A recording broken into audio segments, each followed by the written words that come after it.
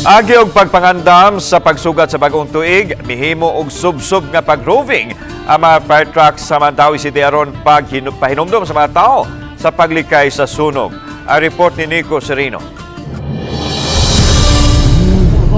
Gilibot ni mga fire trucks sa Mandawi City ang kadalanan dihang naabtan sa GMA Regional TV. Ang gihimo sa Mandawi City Fire Station, kabahin silang kampanya kontra sunog. Gitawag nila kini nga fire truck visibility, pagsiguro nga makaroving karong panahona ang ilang mga personnel. Tulo ka mga fire trucks sa syudad ang gitagana alang sa maong programa. Once makita magud sila fire truck, so musulod man na sa isip nila, unsa ba musulod pag na fire truck unsa ba sunog.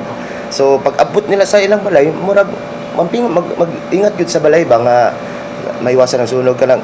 Aside from that kanang mag-roving ta naputay kanang gatag pud ang mga fire safety tips. Matud ni Abelia ang ayang magmaigmat ang katawhan labi na karong nagsingabot ang bag-ong tuig. Taliwa sa mga kasadya ug kalingawan ang pagsiguro nga walay mga daotang panghitabo sama sa sunog. Kaniadto dunay mga insidente sa sunog atol gyud sa New Year revelry. Maong heightened alert ang Mandawi City Fire Station gikan pa sa preparasyon sa Pasko ug sa umaabot nga bag-ong tuig. Sa Pasko, pasalamat gyud ta, thankful ta sir nga wala tay fire incident, wala tay fire alarm, and hopefully ma-continue ta siya especially sa 31 kay mostly good sir based on experience nagyoy alarm ba sa 31.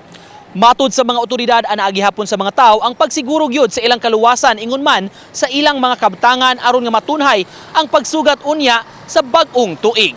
Uban ni Godfrey Relien, Nico Sereno, Balitang Bisdak.